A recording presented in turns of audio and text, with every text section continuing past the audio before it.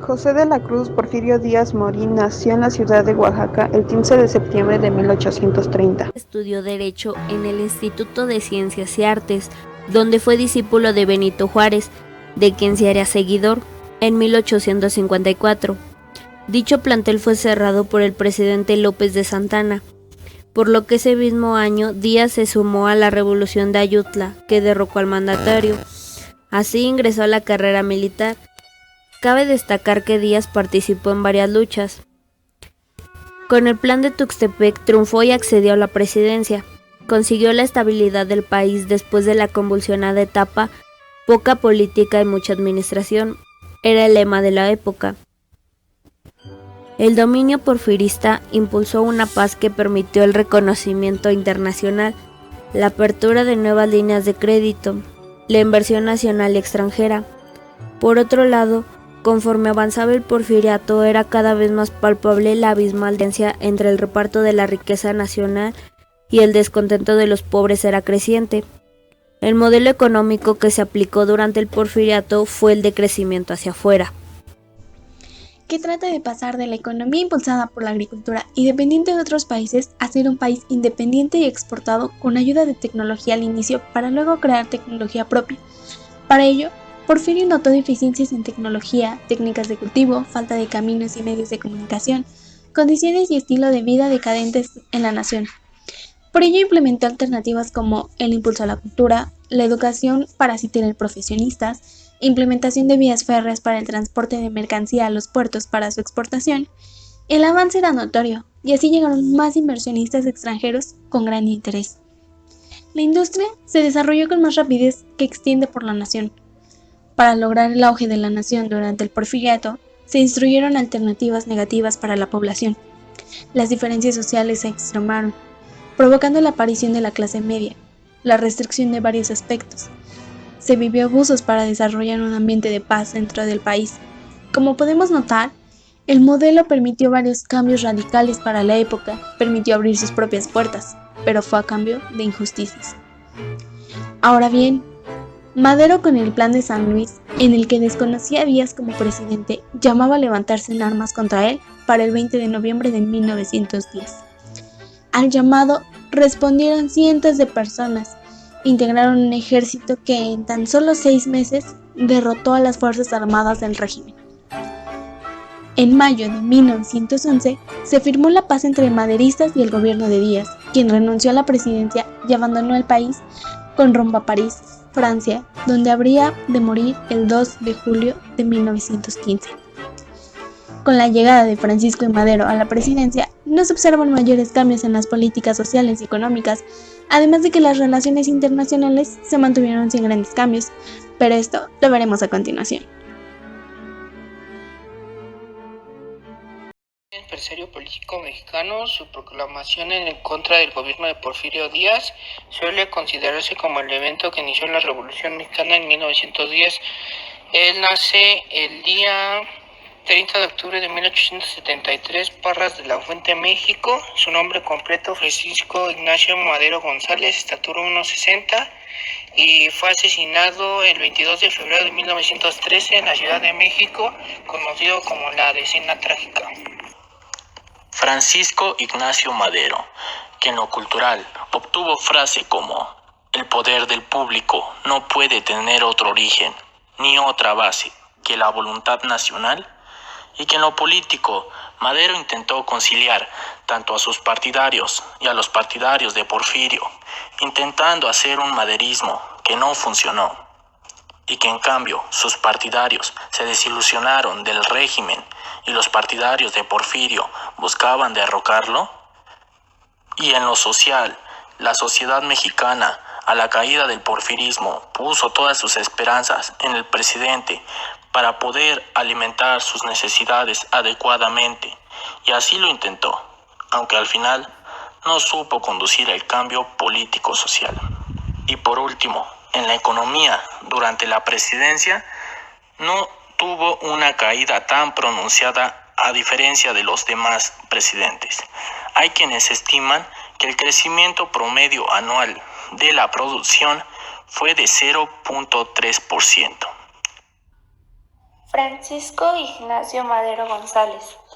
A la desaparición de las haciendas y de los beneficios extranjeros que se tenían antes de la revuelta revolucionaria, llegó a la visión del desarrollo del presidente Lázaro Cárdenas, quien sí materializó en buena medida el nacionalismo iniciado por Francisco y Madero, agregando una trascendente carga social, incorporando a la clase obrera y campesina a la movilización política. Él buscaba equidad política y limitar el poder fundamentado en la ley de la democracia. Convocó al pueblo a una revolución para luchar contra el sufragio efectivo y prohibir la reelección. Decretó el Plan de San Luis, en el que aborda el problema agrario, contempla la mejora de la situación de los obreros y campesinos, la libertad municipal, el desarrollo de la instrucción pública, de los bancos, de las relaciones comerciales y política exterior. Radicaba en que los obreros y campesinos eran iguales y luchó contra la desigualdad de clases.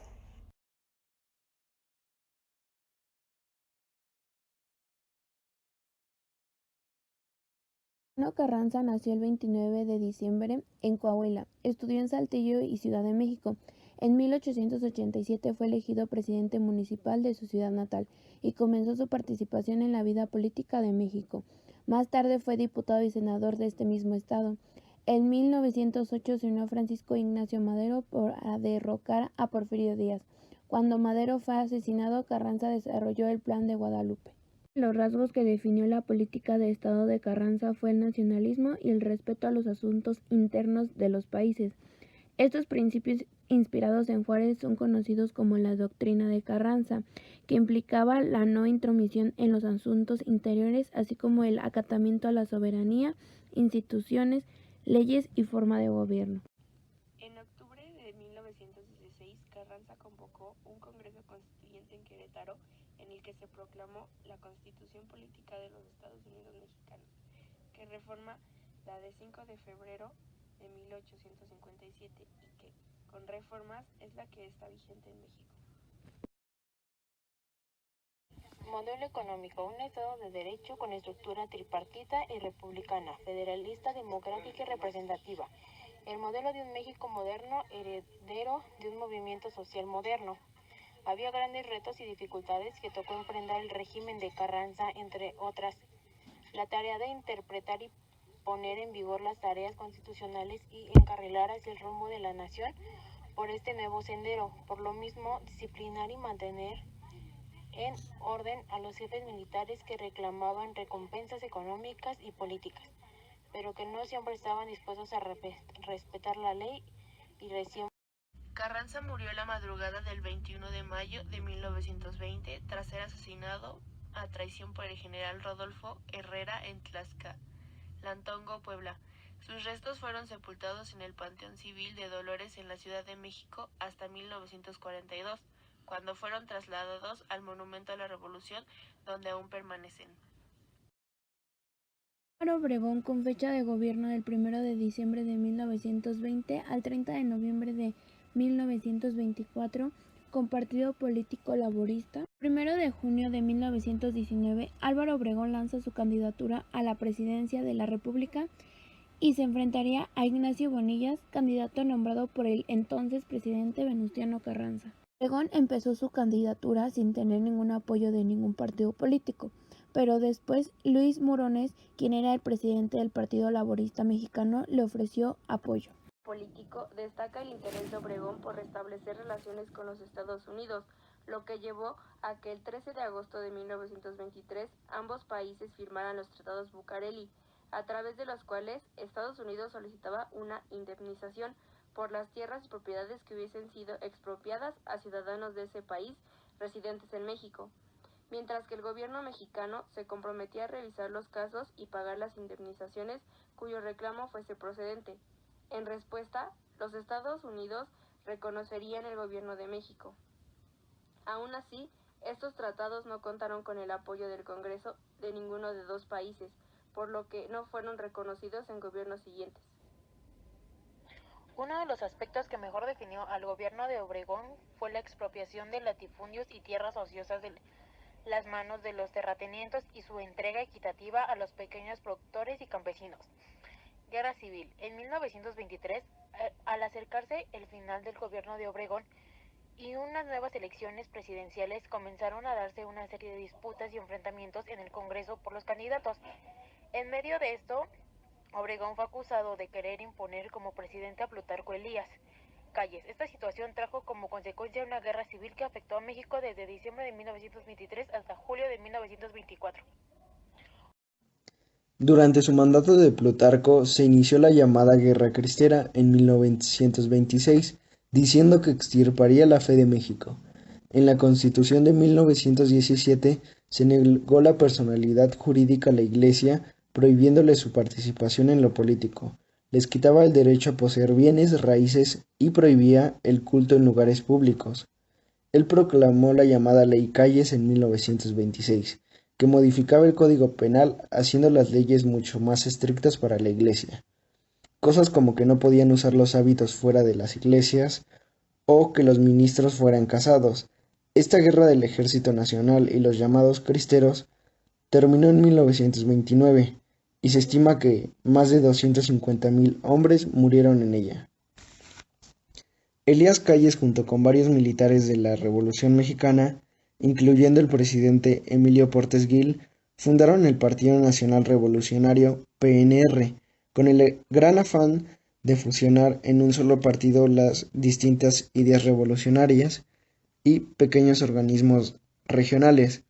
Se fundó en 1929 y en 1938 se convirtió en el Partido de la Revolución Mexicana, PRM, en el que a su vez en el año 1946 se convertiría en el Partido Revolucionario Institucional, PRI. En 1895 nació Lázaro Cárdenas del Río, en el estado de Michoacán. Cuando contaba con 18 años, se incorporó a las fuerzas revolucionarias de Apatzingán, alcanzando el grado de general a los 25 años. El 1 de diciembre de 1934 fue electo a la presidencia de México, trayendo con él un nuevo modelo económico, el cual fue nombrado Estado Benefactor, aplicándolo de la siguiente manera. Buscaba solucionar la concentración de la producción agrícola, así como la propiedad de la tierra. Aportación del Banco de Crédito Ejidal, el cual proporcionaba financiación, escuelas y hospitales. El 18 de marzo de 1936 se estableció la Ley de Expropiación Petrolera, en la que el gobierno pedía tomar cualquier propiedad si los intereses de la sociedad así lo requerían. Se creó un monopolio estatal, el cual lo llamó Petróleos Mexicanos. Con este se hizo la nacionalización de los recursos. En ese mismo año se fundó el Instituto Politécnico Nacional. Formó el Servicio Social para los pasantes de medicina en la Universidad Nacional Autónoma de México. Como aportación final, alargó la presidencia de 4 a 6 años, poniendo el suyo en práctica hasta el año 1940. Cárdenas falleció siendo víctima de cáncer en la Ciudad de México el 19 de octubre de 1979. Ahora continuaremos con Manuel Camacho. Miguel Ávila Camacho nació en la ciudad de Puebla el 24 de abril de 1897. Efectuó sus estudios primarios en el Liceo Colegio Laico, que comenzó a tener renombre entre la sociedad de la región. No hizo estudios universitarios, pues la Revolución Mexicana apenas le permitió concluir sus estudios de bachillerato en la Escuela Nacional Preparatoria. Fue militar y político mexicano que fue presidente de México en 1 de diciembre de 1940 al 30 de noviembre de 1946. Fue conocido como el presidente Caballero. Sus aportaciones de Ávila Camacho fueron que en 1943 se elevó el presupuesto para la creación de escuelas. En 1944 se organizó la campaña de alfabetización y se creó un timbre postal de proalfabetización. También en ese mismo año se fundó el Instituto del Seguro Social, que reanudó las relaciones diplomáticas con Gran Bretaña y la Unión Soviética, que se convirtieron en secretarías de Estado de los departamentos de Marina y Trabajo. También en ese mismo año la moneda se devaluó y provocó una crisis inflacionaria en México. El 1 de abril de 1944 fue víctima de un atentado del teniente de artillería Antonio de la Lama y Rojas. También en esa época, en Estados Unidos de Norteamérica declararon la guerra a Alemania. México le declaró la guerra a los países del eje. El modelo económico de Ávila Camacho tomó posesión como presidente de la República el 1 de diciembre de 1940. Durante su gestión se realizaron obras y sucesos importantes, como en 1943 se elevó el presupuesto para la creación de escuelas. En 1944 se organizó la campaña de alfabetización y se creó un timbre postal pro alfabetización y se editaron 10 millones de cartillas y 10 millones de cuadernos. Se fundó el Instituto del Seguro Social, se reanudaron las relaciones diplomáticas con la Gran Bretaña y la Unión Soviética.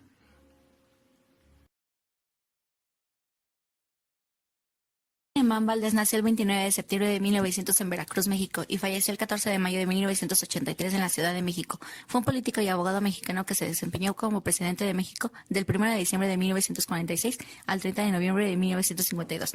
Su administración se caracterizó por la creación de la ciudad universitaria y la industrialización de México. Fue miembro de las Academias de la Lengua de México, de España, de Colombia y de Nicaragua, y recibió el grado de doctor honoris causa de varias universidades nacionales y extranjeras.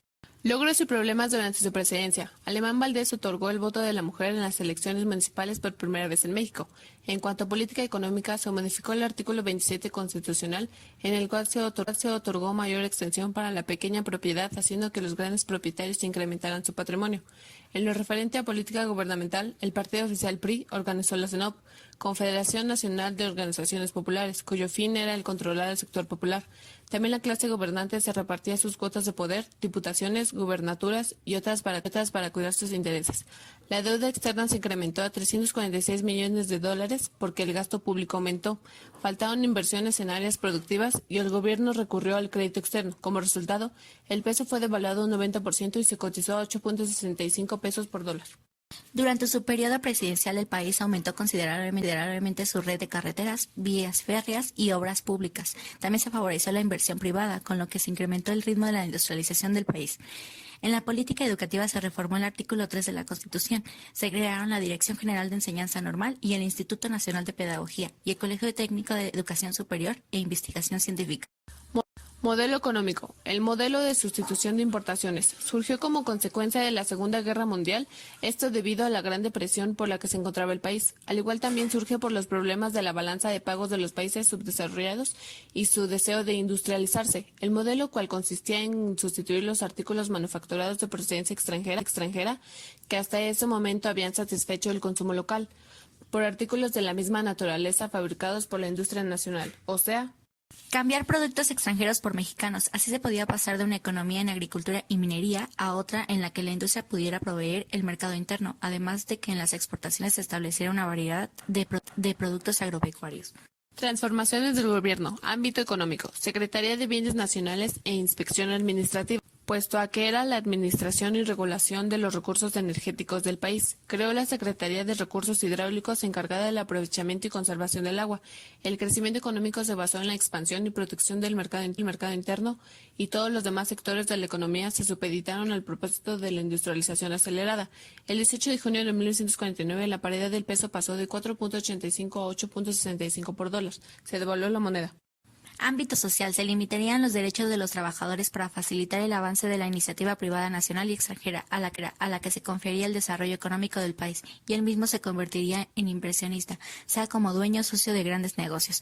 Reformó el artículo 3 de la Constitución. Estableció que la educación impartida por el Estado sería laica, gratuita y nacionalista.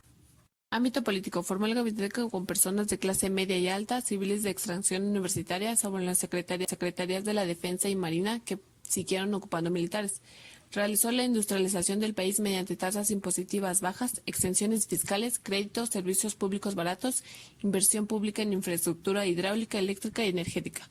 Creó el Condumex, Ingenieros Civiles Asociados, Telesistema Mexicano, Restol, Nacobre. invirtiendo en recursos públicos en las industrias consideradas indispensables para promover la industrialización. Construyó más de 11.000 kilómetros de carreteras para ofrecer condiciones favorables a la inversión privada. Se firmaron los tratados de paz y amistad con Alemania, Italia y Japón. En 1947 se estableció en Río de Janeiro el Tratado de Interamericano de Asistencia Recíproca. Inauguró en el Palacio de Bellas Artes la 7ª Asamblea Anual del Fondo Monetario Internacional y del Banco Internacional de Reconstrucción y Fomento, o Banco Mundial. El presidente es Adolfo Tomás Ruiz Cortines, que su presidencia abarcó.